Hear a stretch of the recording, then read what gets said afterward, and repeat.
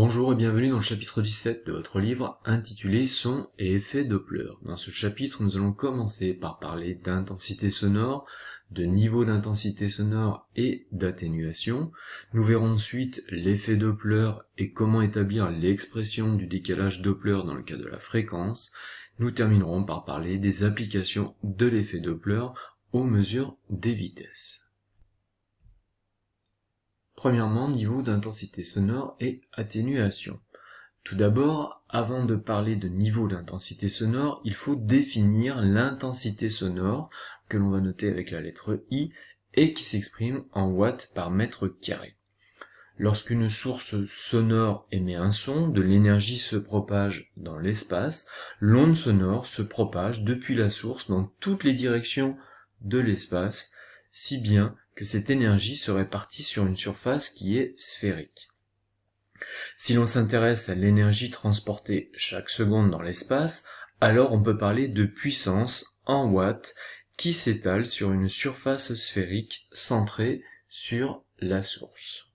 L'intensité I, qui est la puissance par unité de surface, I est égal à P sur S, est encore égal à P sur 4pi fois R au carré, où R désigne le rayon de la sphère et S est égal à 4pi R2, la surface de la sphère en mètres carrés.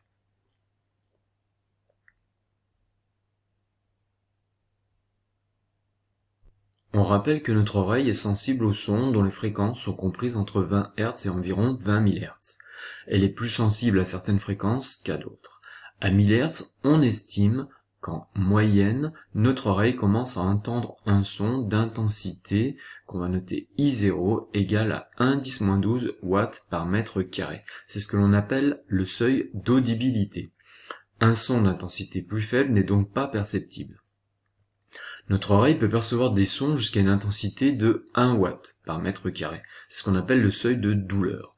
Au-delà de cette intensité, et selon la durée d'exposition, les effets peuvent être irréversibles et donc endommager notre tympan. On voit donc que notre oreille peut percevoir des sons d'intensité très différentes qui couvrent plus de 12 puissance de 10.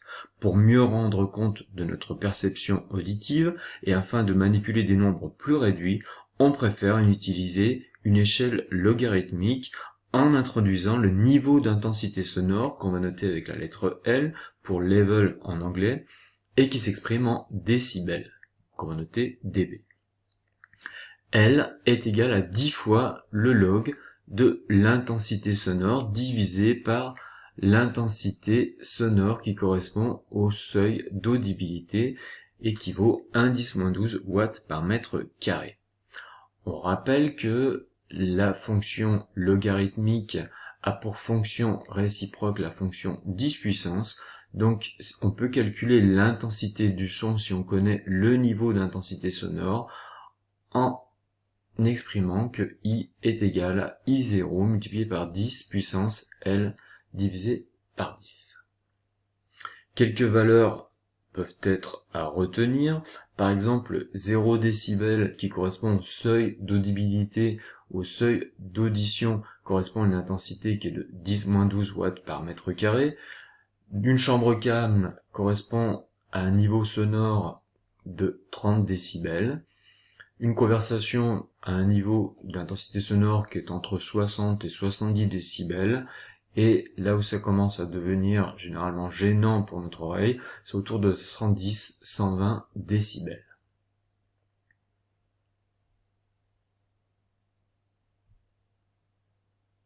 Nous avons vu que l'onde sonore se répartit sur une surface sphérique de plus en plus grande au cours de sa propagation, ce qui veut dire que l'intensité sonore baisse au fur et à mesure de son éloignement de la source.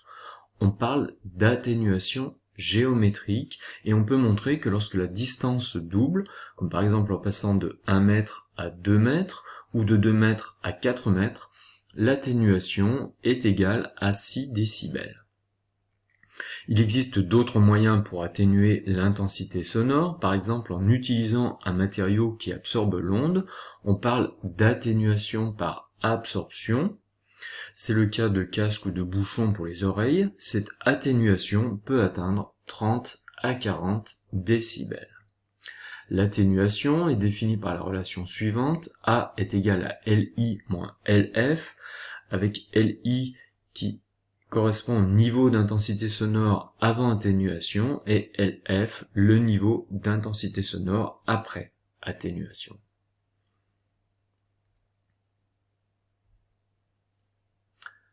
Deuxièmement, l'effet Doppler. L'effet Doppler est la variation de fréquence ou encore de longueur d'onde ou de période d'une onde mesurée entre l'émission et la réception lorsque la distance entre l'émetteur et le récepteur varie au cours du temps.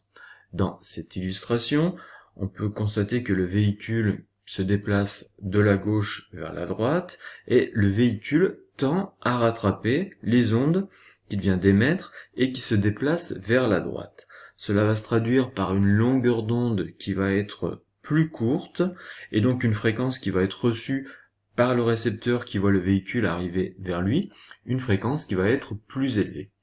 Au contraire, le récepteur qui voit le véhicule s'éloigner de lui percevra des ondes avec une longueur d'onde plus importante, ça signifie une période plus grande et donc une fréquence qui va être plus petite.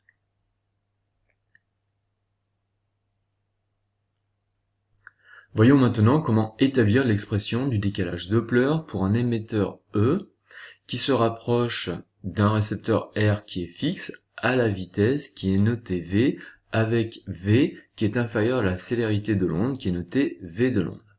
À la date T1 égale 0 secondes, l'émetteur émet un premier signal.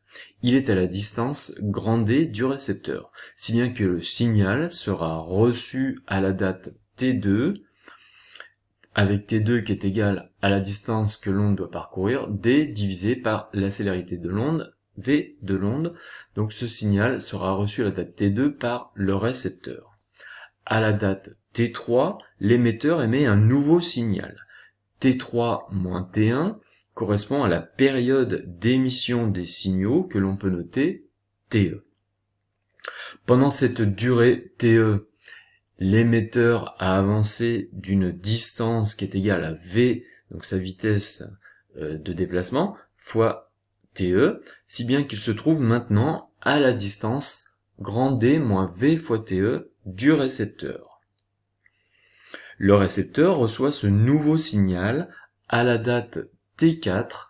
T4 est égal à TE plus le temps qu'il faut à l'onde pour venir jusqu'au récepteur, sachant que la distance maintenant est réduite, c'est D moins V fois TE, et toujours à la même vitesse qu'est la célérité de l'onde. On en déduit que les signaux sont reçus par R avec une période que l'on va noter TR, qui est égale à T4 moins T2, qui est différente de TE.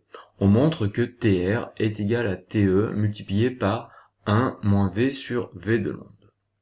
Comme la fréquence est l'inverse de la période, on peut montrer que la fréquence de réception, qui est notée FR, est égale à la fréquence d'émission notée FE multipliée par V de l'onde sur V de l'onde moins V. Comme V de l'onde est supérieur à V de onde moins V, ça signifie que la fréquence de réception FR sera supérieure à la fréquence d'émission FE. Donc on le rappelle dans le cas de l'émetteur qui se rapproche du récepteur qui lui est fixe.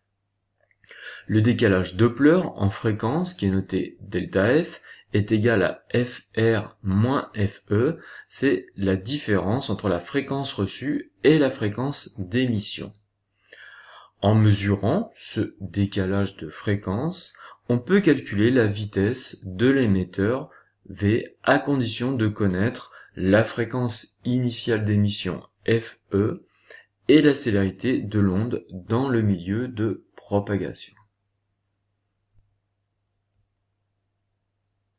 L'effet Doppler est valable pour toutes les ondes, elle s'applique aussi aux ondes lumineuses, si bien qu'en observant les raies d'absorption dans le spectre d'une étoile qui sont caractéristiques d'un élément chimique, on peut savoir si cette étoile s'approche ou s'éloigne de la Terre et à quelle vitesse en mesurant le décalage de ces longueurs d'onde. Par exemple, plus les longueurs d'onde des raies d'absorption sont décalées vers le rouge, plus l'étoile s'éloigne de la Terre avec une grande vitesse. C'est ce que l'on appelle l'effet Doppler-Fizeau.